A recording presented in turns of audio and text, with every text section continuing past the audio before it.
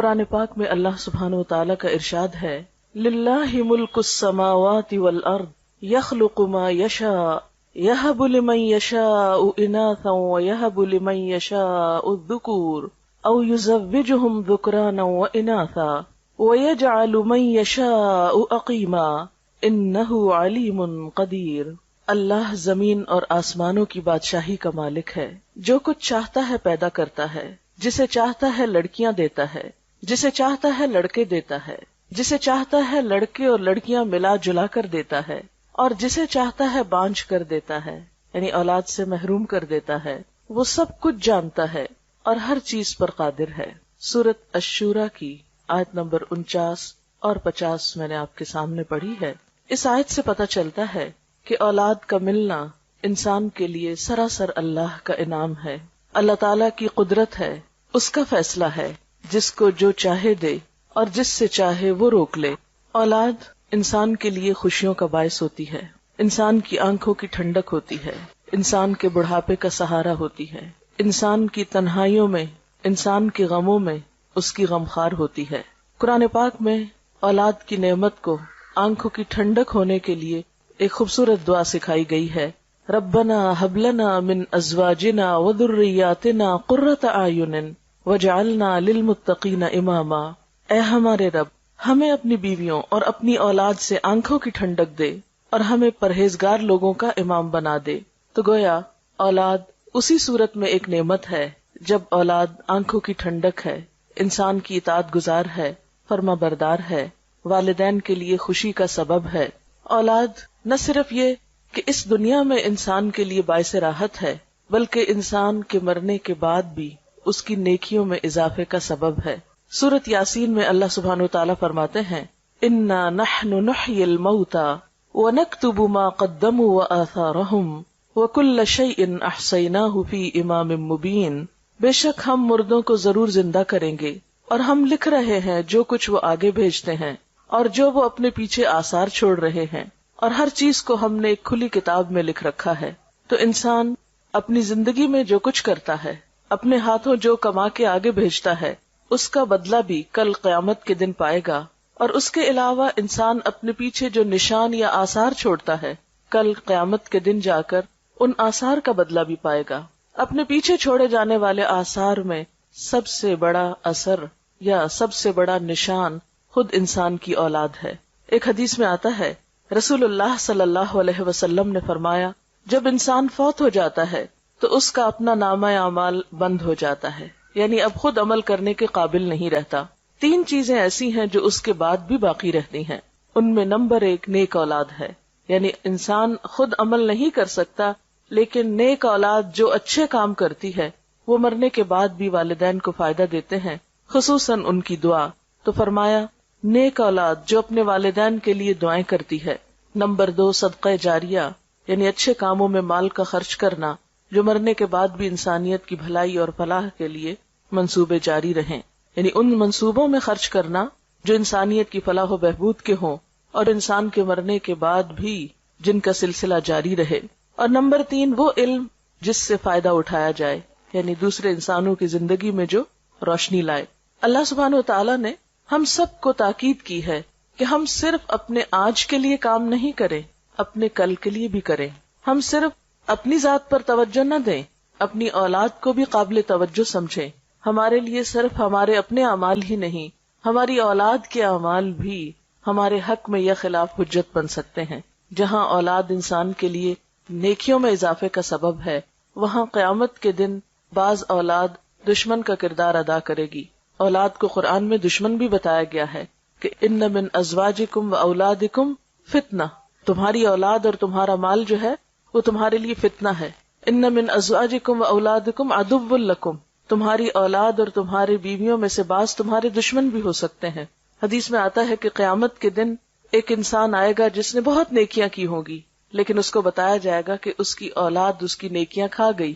جس طرح دنیا میں انسان کی اولاد کی خامیاں یا بدعمالیاں یا بد کرداریاں والدین کی عزت پر بٹا لگانے والی ہوتی ہیں، اسی طرح قیامت کے دن بھی بعض لوگوں کی اولاد ان کے لیے وبال جان ہوگی۔ تو والدین اور اولاد کا باہم تعلق ایسا ہے جسے آپ ختم نہیں کر سکتے، کاٹ نہیں سکتے. یہ خون کا رشتہ ایسا رشتہ ہے کہ جسے اگر بظاہر آپ آنکھ بھی کر دیں تو وہ آپ اپنے سے الگ نہیں کر سکتے، نظروں سے دور کر کے بھی دل سے دور نہیں کر سکتے. تو انسان کی خیر اور بھلائی اسی میں ہے کہ وہ اپنی اولاد کو اپنی زندگی کی سب سے بڑی دولت سمجھے، سب سے بڑی نعمت سمجھے. کیونکہ اولاد جیسی نعمت انسان خرید نہیں سکتا، ادھار نہیں لے سکتا، کہیں سے مانگ کے نہیں لا سکتا. بسا اوقات لوگ اڈاپٹ کرتے ہیں لیکن اس میں اپنی اولاد جیسی تو بات ہی نہیں ہوتی، وہ جذبات اور وہ احساسات ہی نہیں ہوتے، وہ تعلق بنتا ہی نہیں جو خون کے رشتوں کے ساتھ ہوتا ہے. اس لیے اللہ سبحانہ وتعالیٰ فرماتے ہیں وَلْتَنظُرْ نَفْسٌ مَّا قَدَّمَتْ لِغَدٍ. ہر شخص کو دیکھنا چاہیے کہ اس نے اپنے کل کے لیے کیا کیا ہے، اپنے کل کے لیے کیسے عمل کیے ہیں، یعنی خود اپنے اعمال کی شکل میں بھی اور اپنی اولاد کی شکل میں بھی. اگر انسان اپنے پیچھے نیک اولاد چھوڑ کر جاتا ہے تو وہ ہر نماز میں اپنے والدین کے لیے دعا کرتے ہیں. نماز کے اختتام پر مشہور دعا جو سب کو آتی ہے، اس کا معنی کیا ہے؟ رب اجعلنی مقیم الصلاۃ ومن ذریتی ربنا وتقبل دعا ربنا اغفر لی ولوالدی وللمؤمنین یوم یقوم الحساب. اے رب مجھے اور میری اولاد کو نماز کا پابند بنا، قائم کرنے والا بنا. اے ہمارے رب دعا قبول فرما. اے ہمارے رب مجھے بخش دے، میرے والدین کو بخش دے اور سارے مومنوں کو بخش دے جب حساب قائم ہو. گویا نیک اولاد اپنی ہر نماز میں اپنے والدین کو اپنی دعاؤں میں یاد رکھتی ہے. اگر شعوری طور پر یاد کر کے دعا کرنا بھول بھی جائے تو نماز کی پابندی کی صورت میں ہر نماز کے آخر میں زبان سے دعا نکلتی ہی ہے، اس کے بغیر تو نماز مکمل ہی نہیں ہوتی. اس کے علاوہ اللہ سبحانہ وتعالیٰ نے اولاد کو خاص طور پر والدین کے لیے جو دعا سکھائی ہے قرآن پاک میں، وہ ہے رب ارحمہما کما ربیانی صغیرا. اے رب ان دونوں پر یعنی ماں اور باپ دونوں پر اپنی رحمت فرما جس طرح انہوں نے مجھے بچپن میں پالا تھا.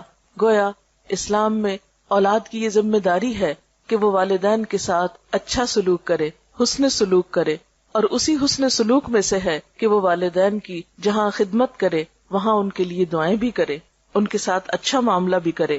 اسی طرح ایک اور حدیث سے ہمیں پتہ چلتا ہے کہ ایک شخص جب فوت ہو جاتا ہے تو برزخ میں اس کا درجہ بلند کیا جاتا ہے. وہ پوچھتا ہے کہ یا رب یہ میرے درجے کی بلندی کیسے ہوئی؟ تو اسے بتایا جاتا ہے کہ تمہارے بعد تمہاری اولاد جو دعا کر رہی ہے تمہارے لیے، اس کی وجہ سے یہاں تمہارا درجہ بلند ہو رہا ہے. تو والدین کی دعائیں اولاد کے لیے اور اولاد کی دعائیں والدین کے لیے قبول ہوتی ہیں. لیکن یاد رکھیے کہ یہ سب کچھ انسان کو اسی وقت نصیب ہو سکتا ہے جب انسان اپنی ذمہ داری پوری کرے. یعنی اگر ہم اپنی اولاد کی تربیت کے لیے کوشش کریں گے، اس کے لیے محنت کریں گے، دعائیں مانگیں گے، اس چیز پر توجہ دیں گے تو انشاءاللہ اولاد بھی اچھی ثابت ہوگی. ہاں، بہت کم ایسا بھی ہوتا ہے کہ والدین اپنا فرض پوری طرح ادا کرتے ہیں لیکن اولاد معاشرے یا ماحول کے اثر سے والدین کا حق ادا نہیں کرتی. تو ہم دیکھتے ہیں کہ دنیا کے جتنے بھی نیک لوگ گزرے ہیں انہوں نے صرف اپنی نیکی کی فکر نہیں کی بلکہ اپنے ساتھ اپنی اولاد کی نیکی کی بھی فکر کی ہے. اور خاص طور پر مرتے وقت انہیں یہ فکر کم تھا کہ ہماری اولاد کھائے گی کہاں سے، رہے گی کہاں پر. یہ فکر زیادہ تھا کہ ہماری اولاد ہمارے بعد کام کیسے کرے گی. اور اس میں ہم دیکھتے ہیں حضرت ابراہیم اور حضرت یعقوب علیہ السلام کی مثال. وَوَصَّى بِهَا إِبْرَاهِيمُ بَنِيهِ وَيَعْقُوبُ يَا بُنَيَّ إِنَّ اللَّهَ اصْطَفَى لَكُمُ الدِّينَ فَلَا تَمُوتُنَّ إِلَّا وَأَنْتُمْ مُسْلِمُونَ. ابراہیم علیہ السلام نے اور یعقوب علیہ السلام نے اپنے بچوں کو وصیت کی. وصیت کہتے ہیں مرنے سے پہلے انسان اپنی اولاد کے حق میں کچھ تاکیدیں کر جائے. انہوں نے اپنی اولاد کو کیا وصیت کی کہ اے میرے بچوں، اللہ نے تمہارے لیے اس دین کو چن لیا تو تمہیں موت ہرگز نہ آئے مگر یہ کہ تم مسلمان ہو، یعنی ہمارے بعد تم حالت اسلام پر ہی زندہ رہنا. اسی طرح پھر فرمایا ام کنتم شہداء اذ حضر یعقوب الموت. کیا تم اس وقت حاضر تھے جب یعقوب علیہ السلام کو موت آئی. اذ قال لبنیہ، جب انہوں نے اپنے بچوں سے کہا ما تعبدون من بعدی، میرے بعد کس کی عبادت کرو گے. قالوا نعبد الہک و الہ آبائک ابراہیم و اسماعیل و اسحاق الہا واحدا ونحن له مسلمون، کہ ہم تیرے الہ، تیرے باپ دادا ابراہیم، اسماعیل اور اسحاق علیہم السلام کے الہ کی عبادت کریں گے جو ایک ہی الہ ہے اور ہم سب اسی کے فرما بردار اور اسی کے تابعدار ہیں۔ اسی طرح ہم دیکھتے ہیں کہ لقمان نے اپنے بچے کو وصیت کی اور اس نے اپنے بچے کو عمدہ اخلاق سکھائے، جس کا ذکر ہمیں قرآن پاک میں بھی ملتا ہے۔ ان کے بارے میں آتا ہے وَلَقَدْ آتَيْنَا لُقْمَانَ الْحِكْمَةَ أَنِ اشْكُرْ لِلَّهِ، اور آگے جا کر وہ اپنے بچے کو بہت ساری نصیحتیں کرتے ہیں جس میں وہ اپنے بچے کی اچھی اخلاقی حالت یعنی عبادات کے ساتھ ساتھ اسے اچھا اخلاق بھی سکھاتے ہیں، جس میں خصوصی طور پر تکبر سے بچنے کے لیے کہتے ہیں اور لوگوں سے اچھی طرح بات کرنے کے لیے کہتے ہیں، اور آواز کی طرف بھی توجہ دلاتے ہیں کہ دیکھو بہت چیخ چلا کے بات نہ کرنا، کیونکہ سب سے ناپسندیدہ آواز گدھے کی آواز ہوتی ہے، لوگوں سے منہ موڑ کے بات نہ کرنا، اور اسی طرح کی اور بہت سی نصیحتیں۔ اسی طرح ہم دیکھتے ہیں کہ حضرت زکریا علیہ السلام اپنے اولاد کے لیے دعا کرتے ہیں، اور خصوصاً جب ان کے پاس ابھی اولاد نہیں بھی تو وہ اس کی پیدائش سے پہلے دعا کرتے ہیں کہ ربی ہب لی من الصالحین۔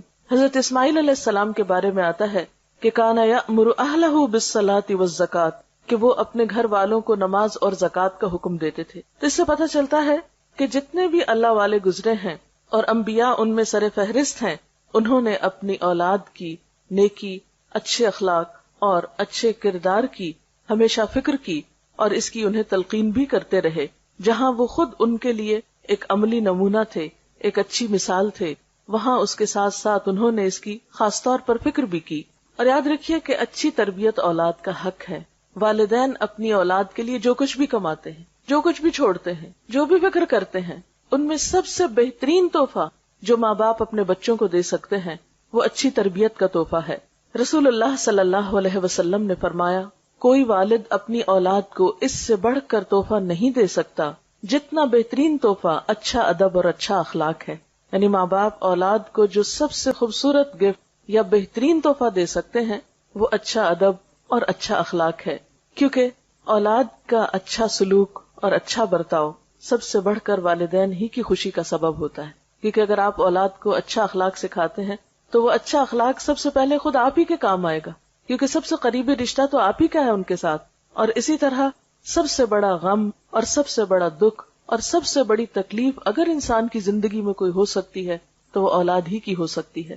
اس لیے اگر اولاد اچھی ہے تو انسان کے لیے ہر طرف خوشیاں ہی خوشیاں ہیں، خواہ اس کے پاس کھانے کو بہت نہ بھی ہو یا اس کے پاس بہت بڑی جائیداد نہ بھی ہو، لیکن اولاد کی فرما برداری، اولاد کی خدمت، اولاد کا اچھا سلوک والدین کے لیے بے پناہ خوشیوں اور راحت کا سبب ہوتا ہے۔ ایک اور روایت میں آتا ہے، یعنی رسول اللہ صلی اللہ علیہ وسلم نے فرمایا کہ آدمی کے لیے کسی کو خیرات میں ڈھیر سارا مال دینے سے بہتر ہے کہ اپنے بیٹے کی اچھی تربیت کرے اور اس کو نیک عادتیں سکھانے میں روپیہ خرچ کرے۔ یعنی حتیٰ کہ مال خرچ کرنے میں بھی انسان کو راہ بتائی گئی کہ بہترین جگہ جہاں انسان اپنا مال خرچ کر سکتا ہے وہ اولاد کی تربیت ہے۔ اس میں ہمیں ایک مشہور واقعہ تاریخ کا ملتا ہے ربیعہ الرائی کا۔ ان کے والد نے شادی کی اور ابھی ربیعہ اپنے والدہ کے پیٹ میں ہی تھے کہ باپ کو کہیں جانا پڑ گیا۔ اس دور میں مسلمانوں کی جو حکومت تھی وہ دور دور تک پھیلی ہوئی تھی۔ نبی صلی اللہ علیہ وسلم کی وفات کے تقریباً 1 سال کے اندر مسلمان مشرق و مغرب کے مالک ہو گئے تھے، اور ان کی مہم میں ایک طرف افریقہ کی طرف جا رہی تھی، دوسری طرف چین کی سرحدوں کو چھو رہی تھی۔ تو ایسے میں جو فوجیں اتنی دور دور جاتی تو وہ سال ہر سال تک واپس نہ آ سکتی تھی۔ تو ربیعہ کے والد بھی کئی سال کے بعد جب پلٹے تو اپنی بیوی کو جو مال دے کر گئے تھے تو اس کا حساب مانگا اس سے۔ تو کہنے لگی کہ ابھی تم مسجد سے ہو کر آؤ پھر مجھ سے حساب کرنا، کیونکہ ایک اچھی خاصی رقم وہ چھوڑ کر گئے تھے۔ تو دیکھا واپس آئے تو کچھ بھی باقی نہیں، پوچھا کہ کہاں ہیں پیسے، تو اس نے کہا کہ ابھی ذرا تم مسجد سے ہو کر آؤ۔ بہرحال وہ مسجد میں گئے تو دیکھا کہ ایک طرف ایک شخص بیٹھا لوگوں کو کچھ سکھا پڑھا رہا ہے اور اس کے ارد گرد لوگوں کا ایک جم غفیر ہے۔ تو بہت حیران ہوئے کہ یہ شخص کون ہے، یہ نوجوان کون ہے کہ جس کی بات میں اتنا اثر ہے اور جس کے ارد گرد اتنے لوگ ہیں۔ تو پتہ چلتا ہے کہ یہ انہی کا بیٹا ہے جس کی تعلیم و تربیت پر یعنی باپ کے جانے کے پیچھے ماں نے اس کا سارا مال خرچ کیا اور بہترین توجہ دی۔ ماؤں کے اندر یہ جذبہ اور یہ کردار کیسے تھا؟ یعنی بعض اوقات ایسا ہوتا ہے کہ تربیت میں ماں تنہا رہ جاتی ہے، یہ ساری ذمہ داری ماں پر آ جاتی ہے۔ تو ایسے میں جہاں ماں کو یہ فکر ہونی چاہیے کہ اولاد کھائے کہاں سے، وہاں اس بات کی بھی فکر ہونی چاہیے کہ اولاد کی تعلیم و تربیت کیسے ہو۔ اب یہ ہے کہ تربیت کے ذمہ دار کون ہیں، اس میں یاد رکھیے کہ صرف ماں نہیں، باپ بھی ہے، دونوں ہیں۔ لیکن چونکہ ابتدا میں بچہ ماں کے ساتھ وقت زیادہ گزارتا ہے، اس لیے obviously ماں کی ذمہ داری کچھ زیادہ بنتی ہے، ورنہ نبی صلی اللہ علیہ وسلم نے فرمایا کلکم راعن وکلکم مسئول عن رعیتہ، تم میں سے ہر شخص نگران ہے، ذمہ دار ہے، رسپانسبل ہے، اور ہر شخص سے اس کی رعایا کے بارے میں، یعنی جو اس کے ماتحت لوگ ہیں، جو اس کے ساتھ ہیں، ان کے بارے میں اس سے سوال کیا جائے گا. اور اس میں خصوصاً عورت کو بھی مینشن کیا گیا، وَالْمَرْأَةُ رَاعِيَةٌ فِي بَيْتِ زَوْجِهَا وَمَسْئُولَةٌ عَنْهَا، اور عورت اپنے شوہر کے گھر میں نگران ہے اور اس سے اس کے بارے میں سوال کیا جائے گا. اور گھر میں سب سے قیمتی ترین چیز جو ہے وہ عورت کے یا ایک شخص کے بچے ہی ہو سکتے ہیں. یعنی گھر کی قیمتی ترین چیزوں میں سب سے قیمتی چیز انسان کی اولاد ہے. اب ہم یہاں یہ دیکھیں گے کہ پھر والدین اپنی اولاد کی تربیت کب شروع کریں اور تربیت کس موقع سے ہونی چاہیے، یعنی کب سے شروع ہونی چاہیے.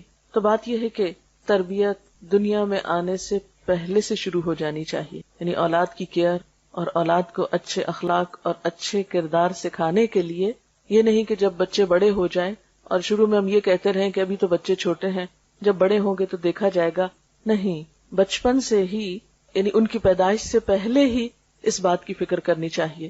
اور پیدائش کے وقت تو ہر بچہ معصوم ہوتا ہے، جیسے حدیث میں آتا ہے کہ ہر بچہ فطرت پر پیدا ہوتا ہے. یہ اس کے ماں باپ ہوتے ہیں جو اس کو یہودی یا عیسائی یا کچھ اور بنا دیتے ہیں. اب ایک بچہ جو بالکل پاک صاف اور معصوم ہے، ایک صاف کتاب کی طرح ہے، اس کو آپ کیا بناتے ہیں یہ آپ پر ڈیپینڈ کرتا ہے کہ آپ اس کی تربیت کس طرح کرتے ہیں. جیسا کہ پہلے میں نے عرض کیا کہ تربیت کا آغاز یا تربیت کی ابتدا جو ہے وہ پیدائش سے پہلے ہونی چاہیے. لہٰذا ہم دیکھیں گے کہ دوران حمل، یعنی ایک بچے کی ولادت سے پہلے ماں کو کیسا کردار ادا کرنا چاہیے. اور اس بات کی جو تحقیق ہے کہ ولادت سے پہلے ہی بچے کے اوپر ماں کے جذبات اور احساسات اور اس کے رویے کے اثرات پڑنا شروع ہو جاتے ہیں، یہ معروف بات ہے اور ایک ثابت شدہ حقیقت ہے. ایک بزرگ کے پاس کوئی خاتون گئی یہ پوچھنے کے لیے کہ میں اپنے بچے کی تربیت کیسے کروں. تو انہوں نے پوچھا کہ بچے کی عمر کیا ہے. تو جب عورت نے بتایا تو کہا کہ تربیت کی عمر تو گزر چکی، اس لیے کہ تربیت تو پیدائش سے پہلے شروع ہوتی ہے. کیونکہ بعض جگہوں پر آتا ہے کہ 3 سال میں بچے کی ابتدائی شخصیت مکمل ہو جاتی ہے، بعض جگہوں پر 5 سال کا ذکر آتا ہے، بعض 7 سال کہتے ہیں. یعنی بچہ اپنی عمر کے ابتدائی حصے میں جو کچھ جذب کر جاتا ہے وہ بعد کی زندگی میں اتنا نہیں کرتا. اگر یہ نہیں کہ وہ وقت ختم ہو جاتا ہے، بڑے ہو کر تربیت ہو نہیں سکتی، لیکن اہم ترین وقت جو ہے وہ پیدائش سے پہلے اور پیدائش سے بعد کا ہے. پیدائش سے پہلے یا دوران حمل جو ہے اس میں ماں کے جو بھی احساسات اور جذبات ہوتے ہیں وہ بچے پر براہ راست اثر انداز ہوتے ہیں، کیونکہ بچہ اپنی غذا لینے میں، اپنے تمام چیزوں میں مکمل طور پر ماں پر انحصار کر رہا ہوتا ہے. جب ماں کے خون سے وہ غذا لے رہا ہوتا ہے اور خون انسان کے سارے جسم میں گردش کرتا ہے، تو جو انسان کی سوچیں ہوتی ہیں یا غم یا غصہ یا خوشی یا اطمینان یا پریشانی کی جو بھی کیفیت ہوتی ہے وہ اس خون کے ساتھ بچے تک بھی منتقل ہو رہی ہوتی. اسی طرح جب بچے کی نشو و نما ایک خاص حد تک پہنچ جاتی ہے اور وہ سننے لگتا ہے، حتیٰ کہ یہاں تک کہا جاتا ہے کہ بیرونی آوازیں تک اس کو پہنچتی ہیں اور وہ ان آوازوں اور بیرونی ماحول کے اثرات بھی قبول کر رہا ہوتا ہے. اور اس کا باقاعدہ تجربہ کیا گیا کہ بچوں کو مختلف آوازیں سنائی گئی پریگنینسی کے دوران، اور پیدائش کے بعد بچے ان آوازوں سے مانوس تھے، لہٰذا جب وہ روتے تو ان کو وہی مخصوص آواز سنائی جاتی تو خاموش ہو جاتے، جیسے کسی خاص میوزک کی آواز یا کسی خاص ماحول کی جو اثرات ہیں.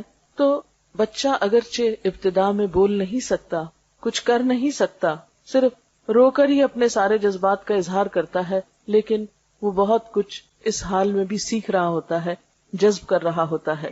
تو اس میں سب سے پہلی اور بنیادی چیز جو ہے وہ نیک اولاد کی دعا ہے. یعنی پیدائش سے پہلے کثرت سے اولاد کی نیکی اور اچھے اخلاق کی دعائیں مانگنی چاہیے. یہ دعائیں ہمیں قرآن پاک سے ملتی ہیں. مثلاً رب ہب لی من الصالحین، اے اللہ مجھے نیک اولاد عطا کر. رب ہب لی من لدنک ذریۃ طیبہ، اے اللہ مجھے اپنے پاس سے پاکیزہ اولاد عطا کر.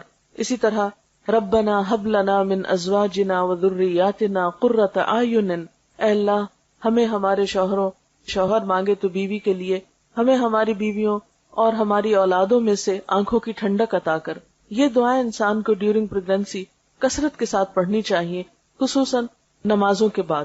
ایسا نہیں کہ کوئی خاص مخصوص وظیفہ ہے کہ کسی ایک کونے میں بیٹھ کے آپ روز 1000 تسبیح پڑھ لیں اور اس کے بعد جو چاہیں کریں. نہیں، اس کو ریگولرلی اپنی نمازوں کا حصہ بنا لے اور جب تک ولادت ہو نہیں جاتی اس وقت تک یہ دعا پڑھتے رہیں. پھر اسی طرح دوران حمل کثرت کے ساتھ ذکر کرنا، اچھے پازیٹیو خیالات رکھنا. پھر اسی طرح یہ ہے کہ دوران ولادت انسان جب دعا کرے تو اس میں خاص طور پر حضرت مریم علیہ السلام کی والدہ نے جو دعا پڑھی تھی اس دعا کو بھی آپ پڑھ سکتے ہیں. قرآن پاک میں اس کے بارے میں آتا ہے انی اعیذھا بک وذریتھا من الشیطان الرجیم، کہ میں تجھے اور تیری اولاد کو شیطان مردود سے اللہ کی پناہ میں دیتی ہوں. آپ صلی اللہ علیہ وسلم نے فرمایا ہر بچے کو پیدا ہوتے ہی شیطان ٹھوکا لگاتا ہے سوائے مریم کے اور عیسیٰ ابن مریم کے، کیونکہ حضرت مریم کی والدہ نے یہ دعا کی تھی کہ اللہ میری اولاد کو اور پھر آگے اس کی اولاد کو شیطان سے محفوظ رکھنا. تو دعاؤں میں خاص دعا یہ بھی کر سکتے ہیں کہ اللہ تعالیٰ ہماری اولاد کو شیطان سے بچا کر رکھے. پھر اسی طرح دوران پیدائش انسان آیت الکرسی پڑھ سکتا ہے، اللہ کا ذکر کر سکتا ہے. بعض لوگ اس موقع پر اللہ کا ذکر نہیں کرتے کہ اب تو ناپاکی کی کیفیت ہے یا کوئی ڈسچارج وغیرہ شروع ہو گیا ہے. نہیں، ذکر کرنے سے کوئی بھی چیز آپ کو نہیں روکتی.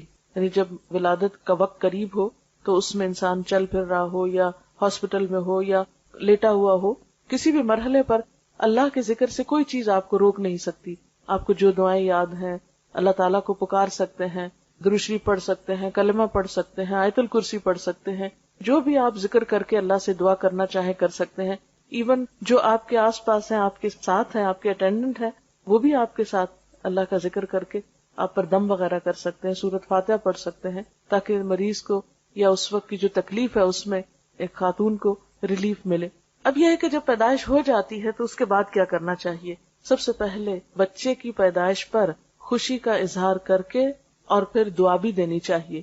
ایک دعا جو ہمیں سکھائی گئی وہ ہے بارک اللہ لک فی الموہوب لک وشکرت الواہب وبلغ اشدہ ورزقت برہ. کیا معنی اس دعا کا؟ اللہ تمہارے لیے اس بچے میں جو بھی تمہیں عطا ہوا ہے اس میں برکت پیدا کرے اور تم دینے والے کے شکر گزار بنو اور یہ بچہ اپنی جوانی کو پہنچے اور تمہیں اس کی نیکی نصیب ہو. یعنی یہ اولاد تمہارے ساتھ نیکی کرنے والی ہو، تمہاری اطاعت گزار اور فرما بردار ہو. اسی طرح ہم دیکھتے ہیں کہ نبی صلی اللہ علیہ وسلم کو جب ان کے بیٹے حضرت ابراہیم کی ولادت کی خوشخبری ملی تو آپ نے خوشخبری لانے والے کو ایک غلام عطا کیا. آج کل ہمارے یہاں بھی رواج ہے نا کہ جو خوشخبری لے کر آتا ہے اس کو کچھ دیا جاتا ہے. بعض اوقات مثلاً کوئی نرس پیغام لے کر آتی ہے یا ڈاکٹر لے کر آتی ہے تو آپ کچھ نہ کچھ خوشی سے اس کو دیتے ہیں. تو یہ بھی ایک مسنون طریقہ ہے، اس کو اپنے اوپر بوجھ نہیں سمجھنا چاہیے. تو نبی صلی اللہ علیہ وسلم نے اتنا بڑا تحفہ ایک آنے والے کو دیا. اس طرح آپ کو یاد ہوگا کہ عربوں کے ہاں یہ عام رواج بھی تھا اور آپ صلی اللہ علیہ وسلم نے اس رواج کو ختم نہیں کیا. جیسے آپ کی پیدائش پر ابو لہب جو آپ کا چچا تھا، سویبہ جو لونڈی تھی، اس نے جب خبر دی آپ صلی اللہ علیہ وسلم کی پیدائش کی تو اس نے اشارے سے اس کو کہا کہ جاؤ تم آزاد ہو. یعنی اس غلام عورت کو آزاد کر دیا اس خوشی میں کہ اس نے بھتیجے کی پیدائش کی خوشخبری سنائی تھی. تو اس موقع پر خوشی کا اظہار کرنا، خوشی میں خواہ آپ مٹھائی کھلائیں، خواہ آپ کسی کو کوئی تحفہ دیں، کوئی ہدیہ دیں، کچھ بھی کریں، ایسا کرنا کوئی خلاف اسلام نہیں ہے یا کوئی لوکل رسم نہیں ہے. نہیں، اللہ کی نعمت کا ایک اظہار ہے اور انسان اپنی حیثیت کے مطابق جو بھی کرے. ہاں، نمائش کے لیے نہیں کرنا چاہیے، دکھاوے کے لیے یا اپنی حیثیت سے بڑھ کے خود پہ بوجھ نہیں ڈالنا چاہیے. لیکن اگر انسان کچھ بھی خوشی کا اظہار کسی بھی طریقے سے کرنا چاہتا ہے تو اس کی اجازت ہے. پھر اس کے بعد پہلی چیز بچے کے کان میں آذان دینا ہے. یعنی پیدائش ہوگی، اس کو نہلایا دھلایا، اس کو تیار کیا اور اس کے بعد کان میں آذان دی. طبرانی کی روایت میں آتا ہے کہ حضرت حسین رضی اللہ تعالیٰ عنہ کی جب ولادت ہوئی تو آپ نے ان کے ایک کان میں آذان دی اور دوسرے میں اقامت. آذان دینے میں کیا حکمت ہے کہ بچہ دنیا میں آ کر سب سے پہلے اللہ کا نام سنے. آپ دیکھیں کہ جب انسان فوت ہوتا ہے نا تو اس کی نماز جنازہ پڑھی جاتی، تو انسان کے آنے پر آذان دی جاتی ہے اور جانے پر اس کی نماز پڑھی جاتی ہے. اور انسان کی زندگی ایسی ہی ہے جیسے آذان اور نماز کے بیچ کا وقفہ. یعنی کل قیامت کے دن انسان کو ایسے ہی پتہ چلے گا کہ چند لمحے دنیا میں گزار کر آیا ہوں. پھر اسی طرح یہ ہے کہ اللہ کی عظمت اور اللہ کی محبت بچے کے دل میں بیٹھتی ہے. پھر اسی طرح بچے کو جو پہلی غذا دی جاتی ہے اس کو تحنیک کہا جاتا ہے. کہتے ہیں کہ جو انسان بھی بچے کو پہلی غذا دیتا ہے، اب تو فوراً ماں کے دودھ پہ ڈال دیتے ہیں یا کوئی بھی چیز دی جاتی ہے، تو چونکہ بچہ بالکل ایک نیو بورن جو ہوتا ہے وہ فریش اور ہر طرح کے اثرات قبول کر رہا ہوتا ہے، بالکل ایک معصوم سی چیز ہوتی ہے. تو جو انسان بچے کو پہلی غذا دیتا ہے تو اس انسان کی جو شخصیت ہوتی ہے وہ بھی اس کے ہاتھ سے جو ریز نکلتی ہیں یا اس کے جسم سے وہ بچے میں منتقل ہوتی. اس لیے آپ صلی اللہ علیہ وسلم کے پاس بچے پیدائش کے بعد لائے جاتے تھے اور آپ ان کو جسے ہماری زبان میں گھٹی دینا کہتے ہیں، اور گھٹی سے مراد کو خاص دوا یا کاڑھا نہیں ہے، یا کچھ تھوڑا سا شہد بھی ہو سکتا ہے یا چبائی ہوئی کھجور بھی ہو سکتی ہے، لیکن ایسے شخص کی ہو جس کا اخلاق اور کردار جو ہے معروف ہو، کیونکہ بچے کی ابتدائی زندگی میں وہ چیز بھی اس کی شخصیت کا حصہ بننے والی ہے۔ اس میں ہم دیکھتے ہیں حضرت اسما فرماتی ہیں کہ عبداللہ بن زبیر جب پیدا ہوئے ان کے بیٹے تو میں نے ان کو آپ کی گود میں دے دیا۔ آپ نے خرما منگوایا، یعنی خشک کھجور منگوائی، اس کو چبا کر اپنے لعاب کے ساتھ ان کے منہ میں لگا دیا۔ عموماً تالو میں ہلکا سا لگا دیتے ہیں، ایسا نہ ہو کہ جو بچے کے گلے میں پھنس جائے یا اتنا بڑا ٹکڑا نہ ڈال دیا جائے، بالکل معمولی سا جتنا بچے کی لینے کی سکت ہو اس کے مطابق، لیکن یہ کہ یہ بھی ایک طرح کی رسم ہوتی ہے اور یہ سمجھے کہ اسلامی رسم ہے۔ حضرت عائشہ کا بیان ہے کہ آپ کے ہاں بچے لائے جاتے، آپ ان کے لیے تہنیک کرتے اور ساتھ دعا دیتے، تو جو شخص بھی بچے کو پہلی غذا دے رہا ہو اس کے ساتھ ساتھ بچے کو وہ دعا بھی دے۔ امام احمد بن حنبل کے ہاں بچے کی پیدائش ہوئی تو انہوں نے ایک نیک خاتون کے پاس اپنے بچے کو بھیجا جن کا نام ام علی تھا، اور ان سے اپنے بچے کی تہنیک کروائی۔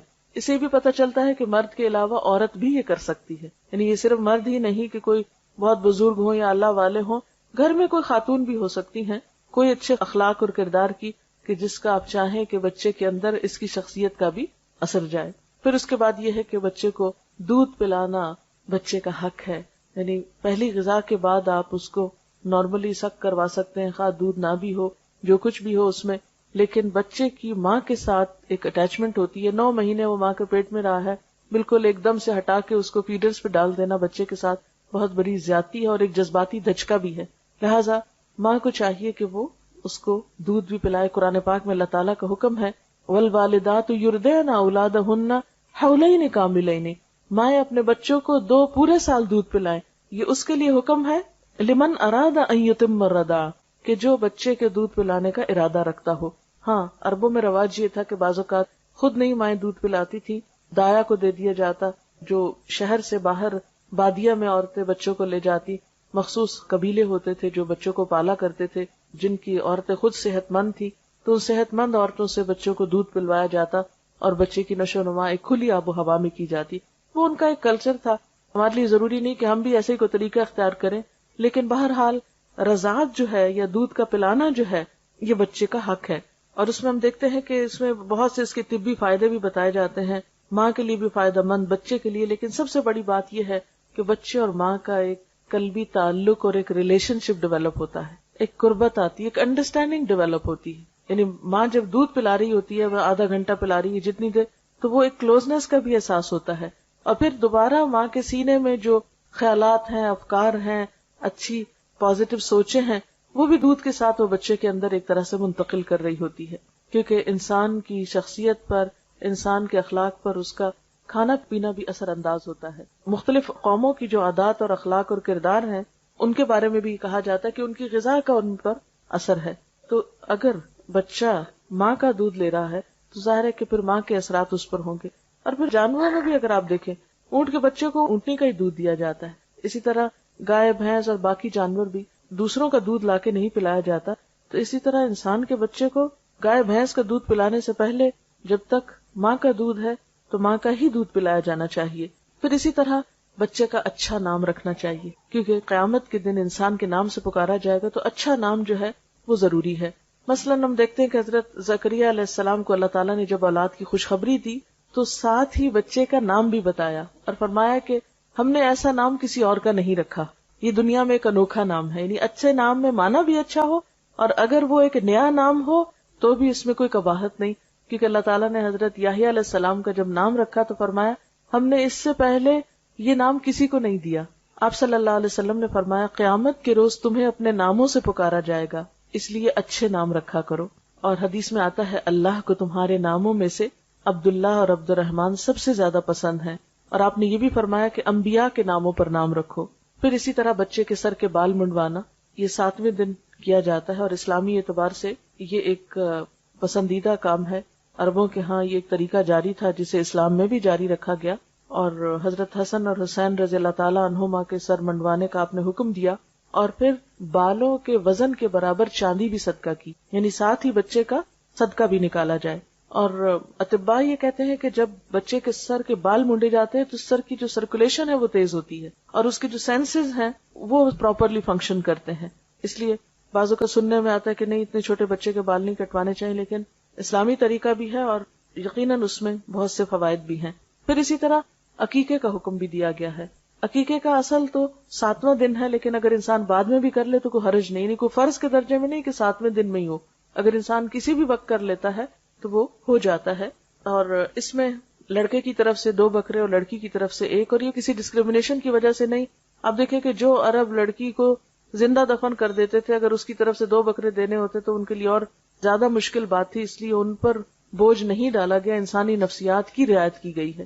آپ صلی اللہ علیہ وسلم نے عقیقے کے بارے میں فرمایا کہ لڑکا اپنے عقیقے کے ساتھ گروی ہے جو 7ویں دن اس کی طرف سے ذبح کیا جائے گا اور اس کا نام رکھا جائے گا اور سر کے بال اتارے جائیں گے. یعنی یہ تینوں کام 7ویں دن کرنا مسنون ہے، اگرچہ آگے پیچھے بھی کیا جا سکتا ہے. عقیقے کے ساتھ گروی ہونے کا مطلب یہ کہ ایک طرح سے بندھا ہوا ہے، جب اس کی طرف سے یہ صدقہ ہو جاتا ہے تو گویا وہ ایک بندھن سے آزاد ہو جاتا ہے. پھر اسی طرح لڑکے کا ختنہ کرانا جو ہے یہ بھی مسنون ہے، یعنی اسلامی سنت ہے. آپ صلی اللہ علیہ وسلم نے فرمایا 5 چیزیں فطرت میں داخل ہیں: ختنہ کرنا، زیر ناف بال صاف کرنا، مونچھیں منڈوانا، ناخن تراشنا اور بغل کے بال اکھاڑنا. یعنی یہ ایک فطرت کا طریقہ ہے جو ہر جگہ پر رائج ہے، اور زائد بالوں کو اور جسم کو صاف رکھنا جو ہے یہ اسلامی لحاظ سے پسندیدہ ہے. اور اس میں خاص طور پر ختنہ، کیونکہ اس میں حکمت یہ ہے کہ ایسی جگہ پر ایسی رطوبات اور جراثیم وغیرہ جمع ہو جاتے ہیں جو انسان کے لیے انفیکشن کا سبب ہوتے ہیں، تو زائد سکن کو کاٹ دینا یا اتار دینا جو ہے وہ صحت کے لیے بہترین ہے. پھر اسی طرح بچہ جو بڑا ہوتا ہے پھر بولنا سیکھتا ہے، پھر اور بہت سی اس کی ایکٹیویٹیز شروع ہوتی ہیں. آپ نے دیکھا ہوگا کہ چند مہینے کے بعد بچہ شروع کر دیتا ہے تو اس سے فالتو اور بیکار قسم کی باتیں کرنے کی بجائے اور صرف ہیلو بیبی سکھانے کی بجائے اللہ کا لفظ سکھائیں اور لا الہ الا اللہ کا، تو پہلا کلام اگر بچے کی زبان پر اللہ کا نام ہوگا انشاءاللہ تو اللہ تعالیٰ کا مقرب بھی ہو جائے گا کسی دن، اور ایک بنیاد اچھی پڑ جائے گی. آپ دیکھیے کہ بچے کی تربیت ایسے ہی ہے جیسے آپ ایک بیج ڈالتے ہیں زمین میں. جب اس کی ایک چھوٹی سی کمپل نکلتی ہے تو آپ اس کی کیئر کرتے ہیں، روشنی، اس کے پانی، اس کے ماحول، اس کو گرمی سردی سے بچا کر اس کی کیئر کرتے ہیں. اور مالی اس وقت تک اس کی نگہداشت کرتا ہے اس پودے کی جب تک کہ وہ پودا پوری طرح مضبوط نہیں ہو جاتا. اور پھر بھی آپ نے دیکھا ہوگا کہ جس باغ کے اندر کیئر کرنے والا مالی موجود ہو اس باغ کے پودوں کا رنگ ہی کچھ اور ہوتا ہے. اس کا فرق آپ یوں سمجھ سکتے ہیں جیسے ایک جنگل ہوتا ہے اور ایک باغ ہوتا ہے. ایک وہ باغ ہوتا ہے جو خود لگایا جاتا ہے اور ایک جنگل ہے جو خود بخود اگ جاتا ہے. تو وہ بچے جن کی تربیت نہیں ہوتی، جن کی تراش خراش نہیں ہوتی، وہ ایک جنگل کی طرح بڑھتے ہیں. اور اسی طرح وہ بچے جن کی تراش خراش ہوتی ہے، تربیت ہوتی ہے، وہ ایک بہترین مالی کے لگائے ہوئے باغ کی طرح ہوتے ہیں جو ایک ایک پودے کا خیال رکھتا ہے اور اس میں زرد پتے بھی نکالتا ہے اور اس کی ٹرمنگ بھی کرتا ہے، اس کی شاخوں کو فالتو بکھرنے اور پھیلنے سے بھی بچاتا ہے اور خاص شیپ دیتا ہے. اس کو ایک ایک چیز کی فکر ہوتی ہے. تو بالکل تربیت کا عمل بھی ایک طرح سے ایک مالی کے عمل سے ملتا جلتا عمل ہے. اور پھر ہم دیکھتے ہیں کہ بچوں کی تربیت میں یہ نہیں کہ ہم نے شروع میں چند ایک یہ ریچولز کر دی اور ہم فارغ ہو گئے. نہیں، وہ تو زندگی بھر کا ساتھ ہے. جب تک بھی بچہ آپ کے ساتھ ہے آپ یہ کام کرتے چلے جائیں گے. پہلی چیز جو اب اگلے مرحلے پہ شروع ہوتی ہے وہ بولنا ہے. نبی صلی اللہ علیہ وسلم کا طریقہ کیا تھا؟ آپ نے فرمایا کہ جب تمہاری اولاد بولنے لگے تو اس کو لا الہ الا اللہ سکھا دو، پھر مت پرواہ کرو کہ کب مرے، اور جب دودھ کے دانت گر جائیں تو نماز کا حکم دو، یعنی 7 سال کی عمر میں. اسی طرح حدیث میں یہ بھی آتا ہے کہ آپ کے خاندان میں جب کسی بچے کی زبان کھل جاتی تو آپ اس کو سورۃ الفرقان کی دوسری آیت سکھاتے. وہ آیت ہے الذی لہ ملک السماوات والارض ولم یتخذ ولدا ولم یکن لہ شریک فی الملک وخلق کل شیء فقدرہ تقدیرا. وہ خدا جو آسمان اور زمین کی بادشاہی کا مالک ہے، جس نے کسی کو بیٹا نہیں بنایا، جس کے ساتھ بادشاہی میں کوئی شریک نہیں ہے، جس نے ہر چیز کی تخلیق کی اور پھر اس کی موضوع تقدیر مقرر فرمائی. تو نبی صلی اللہ علیہ وسلم اپنے خاندان کے بچوں کو جب بولنے پہ آ جاتے تو سب سے پہلی آیت یہ حفظ کروایا کرتے تھے. پھر اسی طرح ہم دیکھتے ہیں کہ تربیت کے کچھ اور بھی رہنما اصول ہیں. مثلاً بچوں کے ساتھ محبت اور شفقت کے ساتھ پیش آنا. آپ صلی اللہ علیہ وسلم نے فرمایا وہ ہم میں سے نہیں جو بچوں کے ساتھ شفقت نہیں کرتا، بچوں کے ساتھ رحمت سے پیش نہیں آتا، اور جو ہمارے بڑوں کی عزت نہیں کرتا. ابتدائی سالوں میں خاص طور پر بچے کے ساتھ محبت اور شفقت کا سلوک کرنا چاہیے. اس میں خصوصاً میں ماؤں سے یہ کہنا چاہوں گی کہ بچے بعض اوقات تنگ کرتے ہیں مثلا چھوٹے بچے جب دانت نکال رہے ہوتے ہیں تو ماؤں کے جسم کو چبانا شروع کر دیتے ہیں، یا بعض اوقات بال کھینچتے ہیں، یا بعض اوقات روتے ہیں، تنگ کرتے ہیں، سر مارتے ہیں، بہت سی تکلیفیں دیتے ہیں بچے بچپن میں بھی. ایسے تمام مواقع پر صبر سے کام لینا اور خوشی کے ساتھ اور خندہ پیشانی کے ساتھ ان چیزوں کو برداشت کرنا ضروری ہے. بعض مائیں بے حوصلہ ہو کر بچے کو چھوٹی سی عمر میں مارنے لگتی ہیں، بعض اوقات ہاتھ دباتی ہیں، بعض اوقات دھکا دے دیتی ہیں، بعض اوقات چیخنے لگتی ہیں.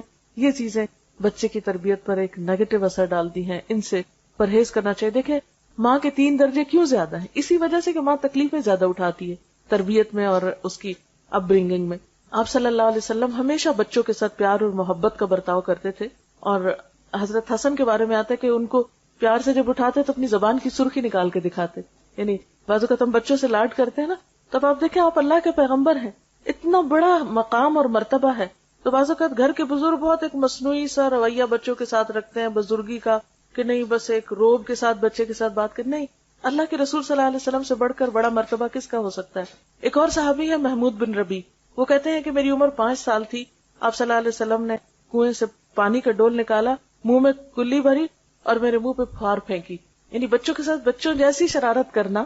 پھر آپ صلی اللہ علیہ وسلم آگے بڑھ کے خود سلام کیا کرتے تھے، اٹھا لیا کرتے تھے اور ہر لحاظ سے خیال رکھتے. اس میں ہم دیکھتے ہیں کہ پھر اسی طرح جابر بن سمرہ اپنے بچپن کا واقعہ بیان کرتے ہیں کہ انہوں نے آپ کے پیچھے نماز پڑھی اور اس کے بعد آپ اپنے گھر کی طرف چل پڑے. کہتے میں بھی ساتھ ہو لیا، میرے ساتھ اور بچے بھی تھے، آپ نے سب بچوں کو پیار کیا، مجھے بھی پیار کیا. یعنی بچوں کو یاد تھا کہ ہمیں آپ صلی اللہ علیہ وسلم نے کس کس موقع پر پیار کیا.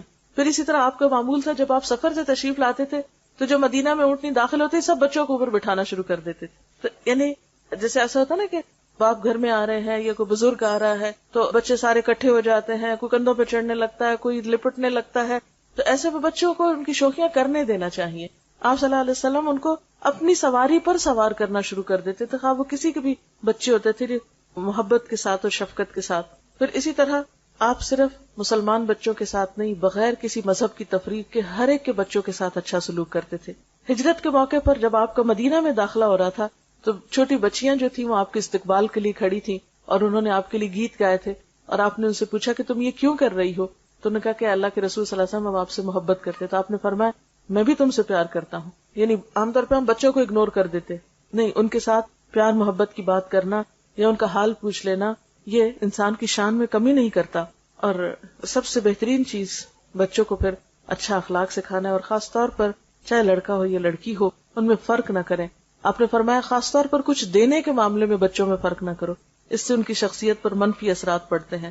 اور خصوصاً ابتدائی زندگی میں پہلے 7 سال تو زیادہ سے زیادہ شفقت اور محبت ہی کا سلوک کرنا چاہیے. اقرا بن حابس کے بارے میں آتا ہے کہ وہ آپ صلی اللہ علیہ وسلم کے پاس آئے اور آپ اس وقت حضرت حسن کو گود میں بٹھا کر پیار کر رہے تھے. تو اقرا کو دیکھ کر بہت تعجب ہوا، بولے اے اللہ کے رسول صلی اللہ علیہ وسلم آپ بھی بچوں کو پیار کرتے ہیں؟ کیونکہ ان کے ہاں کیا تھا کہ جو شخص جتنا روب والا ہو وہ بچوں کو بس صرف ٹیڑھی آنکھ سے ہی دیکھے اور ڈرائے رکھے اور اٹھائے نہیں. بچوں کو اٹھانا شاید کوئی کمزوری کی علامت ہے. اور کہنے لگا کہ میرے تو 10 بچے ہیں لیکن میں نے کبھی کسی کو بھی پیار نہیں کیا.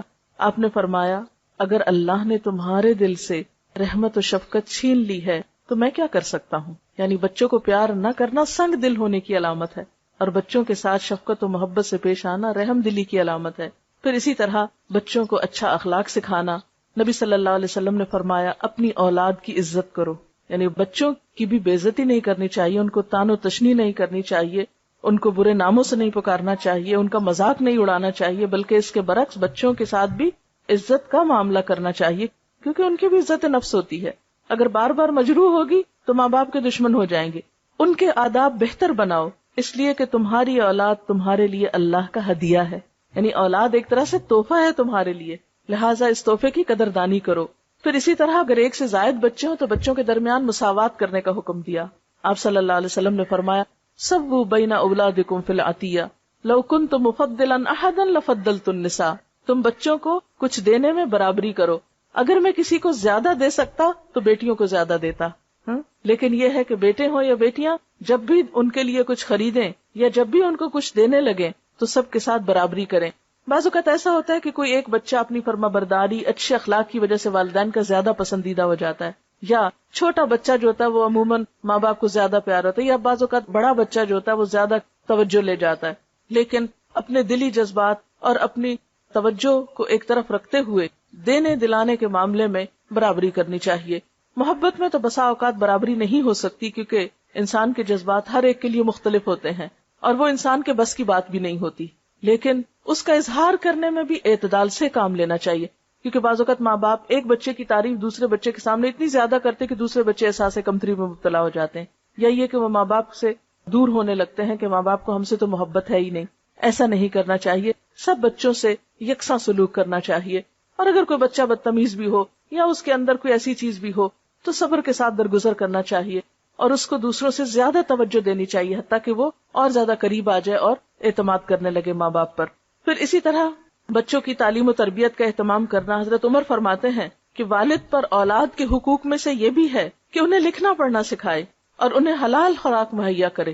یعنی تربیت میں ایک اہم چیز حلال خوراک یعنی حلال کھلانا ہے، کیونکہ بچوں کو اگر حرام پر پالیں گے تو وہ والدین ہی کے نافرمان ہوں گے. کیونکہ اگر آپ اللہ کی نافرمانی کر رہے ہیں تو آپ کے بچے آپ کے فرما بردار کیسے ہوں؟ اگر آپ ان کو لقمہ حلال نہیں دے رہے، لقمہ حرام دے رہے ہیں، تو ان کے اندر پھر خدا کی محبت کیسے پیدا ہو؟ پھر محض تعلیم اور محض تربیت اور محض درس کچھ نہیں کریں گے جب تک کہ رزق حلال کی طرف توجہ نہ کریں. پھر اسی طرح لڑکوں کے ساتھ ساتھ لڑکیوں کی بھی تربیت. نبی صلی اللہ علیہ وسلم نے فرمایا، جس شخص نے 3 لڑکیوں یا 3 بہنوں کی سرپرستی کی، تعلیم و تہذیب سکھائی، ان کے ساتھ رحم کا سلوک کیا، یہاں تک کہ اللہ ان کو بے نیاز کر دے، یعنی ان کی شادی وغیرہ ہو جائے، اپنے گھروں میں چلی جائیں، تو ایسے شخص کے لیے اللہ نے جنت واجب فرما دی. یعنی بیٹوں کی تربیت بھی، لیکن بیٹیوں کی تربیت خوش دلی سے کرنا اور ان کو اپنے لیے بوجھ نہ سمجھنا. جیسے عام طور پہ آپ نے دیکھا ہوگا بچیاں جب جوان ہوتی ہیں ذرا سی رشتے کی بات ہو رونے لگتی ہیں، ہم آپ پہ بوجھ ہے نا.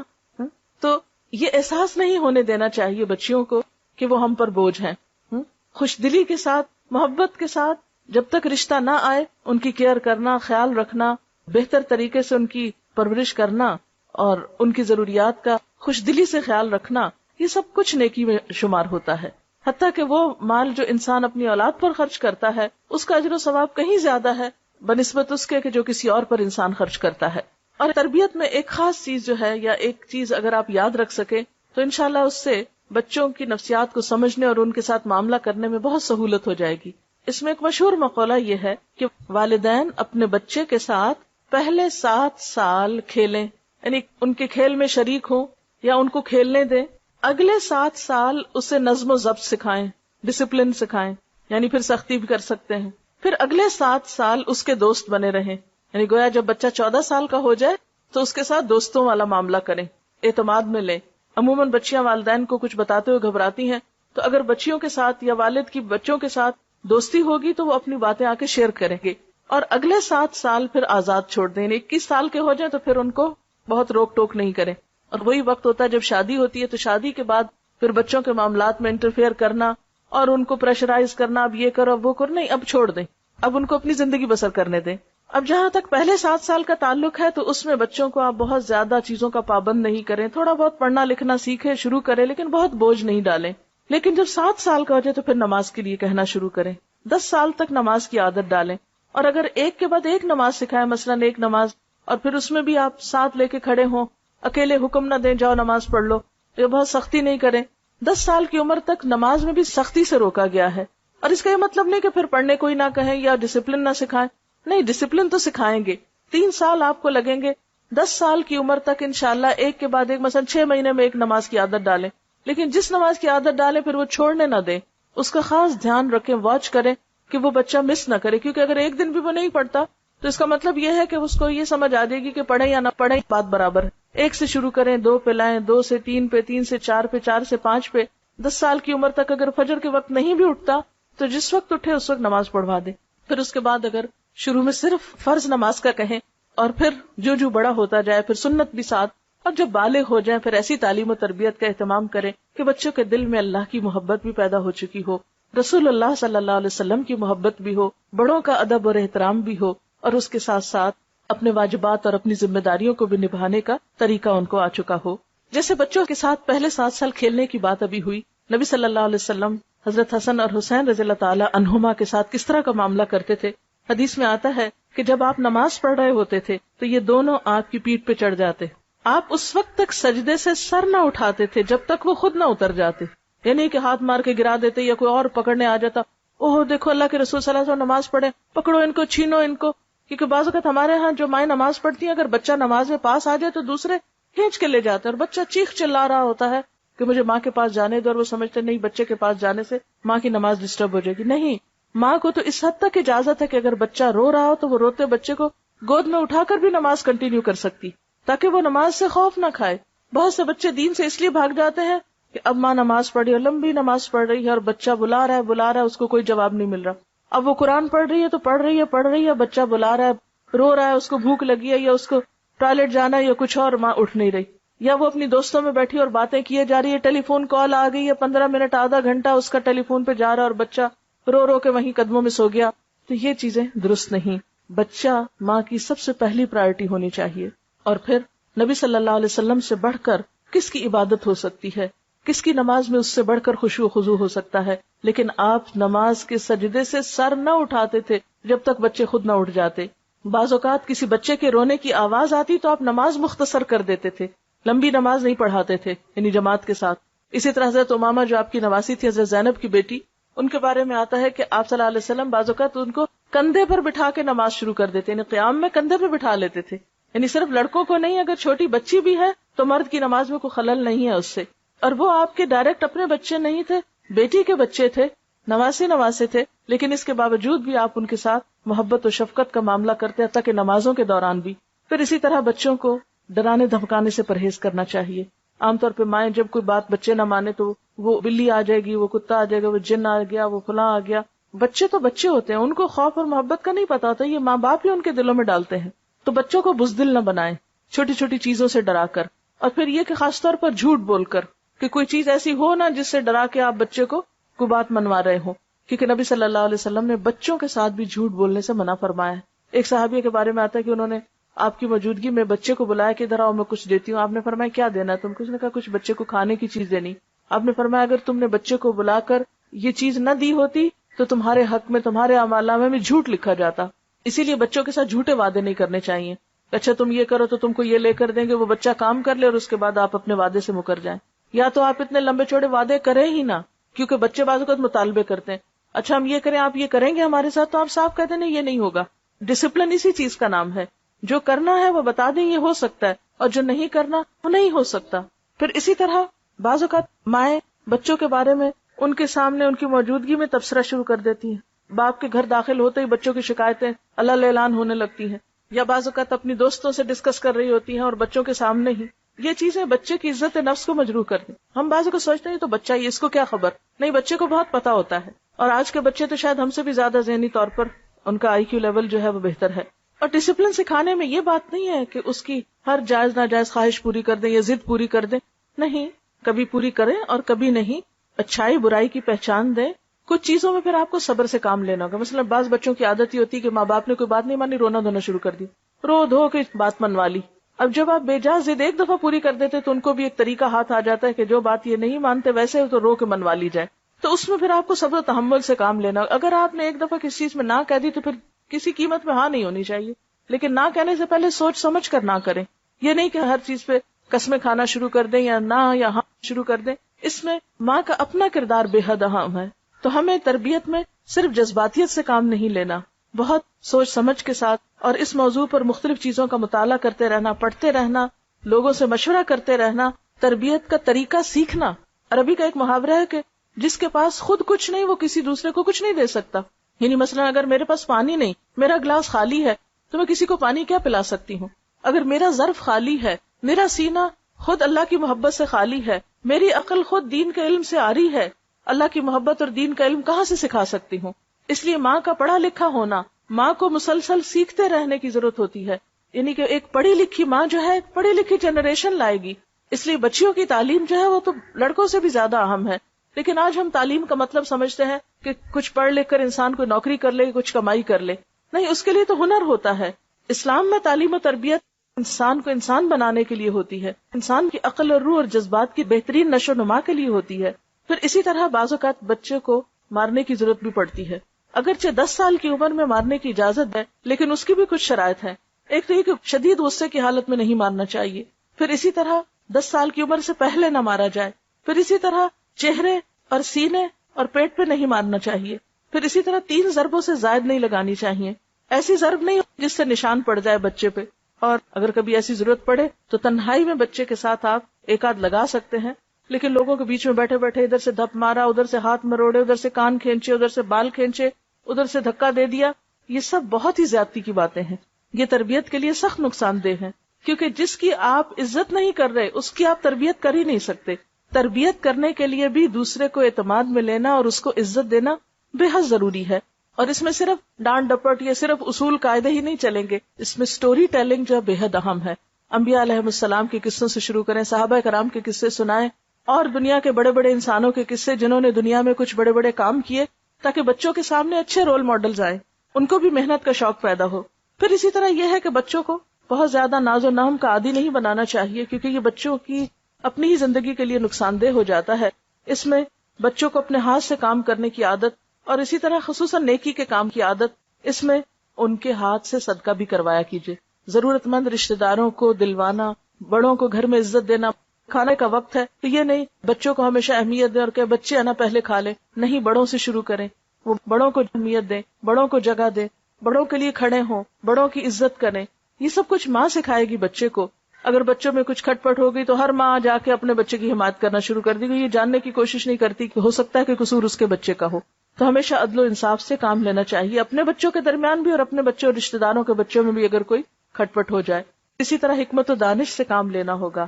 پھر اسی طرح بعض اوقات نبی صلی اللہ علیہ وسلم کا طریقہ یہ تھا کہ وہ سوال و جواب کے انداز میں تربیت کیا کرتے تھے، کہ بچے زندگی کے مختلف مواقع پر مختلف چیزوں کے بارے میں جاننا چاہتے ہوتے، اور والدین سے زیادہ ہمدرد اور رہنما کوئی نہیں ہو سکتا. لیکن اگر کسی وقت آپ سمجھیں کہ آپ اپنے بچے کے ساتھ بہتر کمیونیکیشن نہیں کر سکتے، آپ کسی اچھے انسان کی بھی مدد لے سکتے ہیں کہ جو آپ کے بچے کے ساتھ اچھی کمیونیکیشن کر سکے.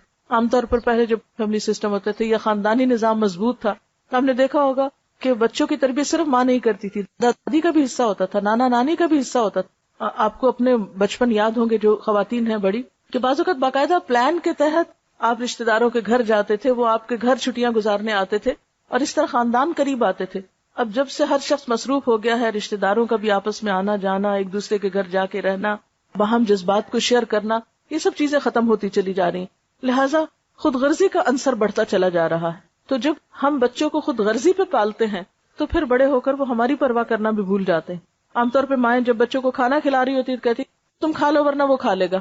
تو جب وہ کھا لے گا کا خوف دلا دیتے ہیں بچے کو اور وہ سے بچا کے سب کچھ رکھتے ہیں، تو پھر بڑے ہو کر بچوں کے دلوں میں وسعت کہاں سے آئے گی، وہ دوسروں کے ساتھ شیئر کس طرح کر سکیں گے.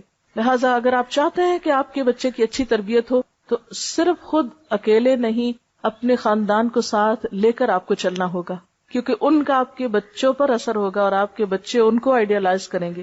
اور اگر کہیں ایسا موقع نہ ہو تو اچھے دوست اور اچھے لوگوں کے ساتھ دوستی جو ہے وہ بھی بچوں پر اثر انداز ہوتی ہے. ایسے لوگوں کے گھروں میں جانا کہ جن کے بچے خود تربیت یافتہ ہوں، بچے ان سے بہت کچھ سیکھ رہے ہوتے ہیں. پھر اسی طرح اسکول میں جو کچھ کر رہے ہوتے ہیں اس کی خیر خبر رکھنا، اور پھر خصوصی طور پر جو جذبات کے اظہار میں ڈسپلن قائم کرنا، یہ بے حد ضروری ہے. بعض اوقات بچے چھوٹی چھوٹی باتوں پر آسمان سر پہ اٹھا لیتے، چیخنا چلانا، چھوٹی چھوٹی باتوں پر لڑائی جھگڑا کرنا، دوسروں سے لڑنا جھگڑنا، مار پٹائی، اس طرح کی عادتیں بچوں میں ڈیولپ ہونے لگتی ہیں. تو ان چیزوں کو بھی روکنے کی ضرورت ہے. اسی طرح زیادہ ہنسی، زیادہ رونا، زیادہ چیخنا چلانا، زیادتی جو ہے ان کی شخصیت میں وہ نقصان دہ ہے. اس کا سبب معلوم کر کے اس کا علاج کیا جا سکتا ہے. اور اپنی بات اس پر اختتام کروں گی کہ بچہ اگر محبت میں جیتا ہے تو اعتماد سیکھتا ہے، تانوں میں جیتا ہے تو احساس کمتری کا شکار ہوتا ہے، نفرت میں جیتا ہے تو نفرت دینا سیکھتا ہے، گھٹے ہوئے ماحول میں جیتا ہے تو شرمیلا ہو جاتا ہے. اس لیے بچے کی تربیت کے لیے بہترین چیز اچھا ماحول ہے، کیونکہ ہر انسان اپنے ماحول کی پیداوار ہوتا ہے. اب دیکھیے کہ بعض اوقات ہم سمجھتے ہیں کہ بس ٹھیک ہے ہماری چوائس ہے، ہم بچوں کی اچھی تربیت کریں یا نہ کریں. بعض اوقات ہم سمجھتے ہیں کہ بس چوائس کی بات ہے، بس ہمت ہے، توفیق ہے، موقع ہے، کر سکتے ہیں تو اچھی تربیت کر لیں. نہیں، قرآن پاک میں اللہ سبحانہ و تعالیٰ فرماتے ہیں اے لوگو جو ایمان لائے ہو، اپنے آپ کو اور اپنے گھر والوں کو آگ سے بچاؤ. ان بچوں کو آگ سے بچانا ہماری ذمہ داری ہے. ایسا نہ ہو کہ یہ اپنے دین سے دوری کی بنا پر یا کسی بھی غلط کام کی بنا پر آخرت میں ناکامی سے دوچار ہوں. ہمارے دلوں کو چین کیسے آ سکتا ہے اگر ہمارے بچے کامیاب نہ ہوں؟ دنیا میں بھی ناکام ہو تو تکلیف ہوتی ہے، اور آخرت کی ناکامی تو بہت ناکامی ہے. اللہ تعالیٰ سے دعا ہے کہ وہ ہمیں اپنی ذمہ داری کو بہترین طریقے پر ادا کرنے کی توفیق عطا فرمائے، تاکہ ہماری اولاد ہمارے لیے صدقہ جاریہ ہو اور ہمارے لیے دنیا میں بھی آنکھوں کی ٹھنڈک اور ہماری آخرت میں بھی ہمارے اعمال میں اور ہمارے درجات میں اضافے کے سبب بنے۔ وآخر دعوانا ان الحمد للہ رب العالمین۔ سبحانک اللہم وبحمدک، نشہد ان لا الہ الا انت، نستغفرک ونتوب الیک۔ والسلام علیکم ورحمۃ اللہ وبرکاتہ۔